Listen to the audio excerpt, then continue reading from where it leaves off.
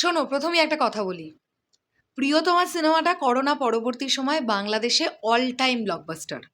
একটা 2.5 কোটি টাকা বাজেটের সিনেমা 42 কোটি টাকা প্লাস বক্স অফিস করেছিল।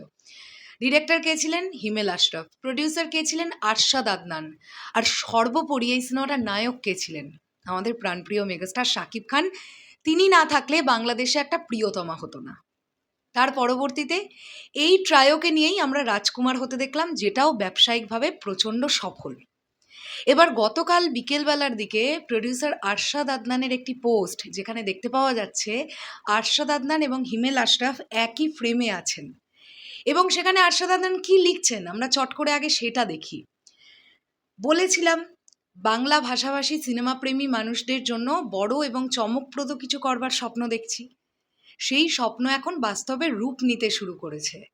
এরই মধ্যে শুরু হয়ে গেছে সেই যাত্রার প্রস্তুতি। ইনশাল্লাহ খুব শিগগিরই আমরা ফিরছি নতুন এক গল্প নিয়ে, যেখানে থাকবে পারিবারিক সম্পর্ক, প্রেম এবং আমাদের মাটি ও মানুষের সঙ্গে মিশে থাকা একেবারেই দেশীয় গল্প।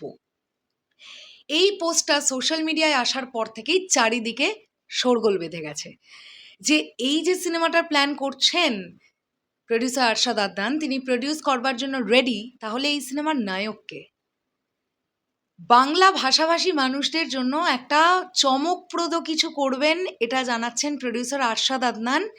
কে সেই প্রডিউসার যিনি এর আগের দুটো সিনেমাই মেগাস্টার শাকিব খানকে নিয়ে করেছেন, এবং তিনি জানেন মেগাস্টার শাকিব খান ছাড়া এই সময় দাঁড়িয়ে একটা ঠিকঠাক বাজেটের ফিল্ম যদি প্রডিউস করা যায় সেই টাকা রিটার্ন আসবে না উইদাউট মেগাস্টার শাকিব খান।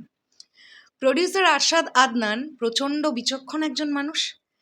আমার সামহাও এটা মনে হয় এই সিনেমার নায়ক আর কেউ নন আমাদের প্রাণপ্রিয় মেগাস্টার শাকিব খান।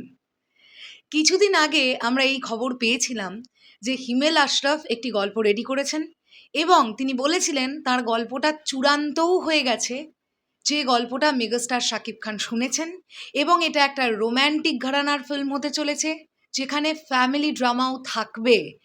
আরশাদ আদনানের এই পোস্টটা থেকে তার যে লেখার ভাবভঙ্গি বা তিনি তার সিনেমাটার যে জনরাটা বোঝাবার চেষ্টা করছেন, সেটা তো অনেকটাই এরকম যে ফ্যামিলি ড্রামা তার সঙ্গে রোম্যান্টিসিজমও থাকবে এই সিনেমায়।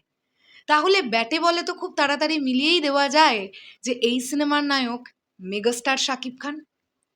এইবার একটা প্রশ্ন যেটা তোমাদের প্রত্যেকের মনেই দানা বাঁধছে আমি জানি। গত কয়েকটা দিন আগে হঠাৎ করেই সোশ্যাল মিডিয়ায় একটি ছবি পোস্ট হয়, যেখানে আমরা দেখতে পাই মেগাস্টার শাকিব খান, হিমেল আশরাফ এবং আলফা আইয়ের কর্ণধার শাহরিয়ার শাকিল। যেদিন বেসিক্যালি আমরা জানতে পারলাম যে এরকম একটা সিনেমার প্ল্যানিং হচ্ছে।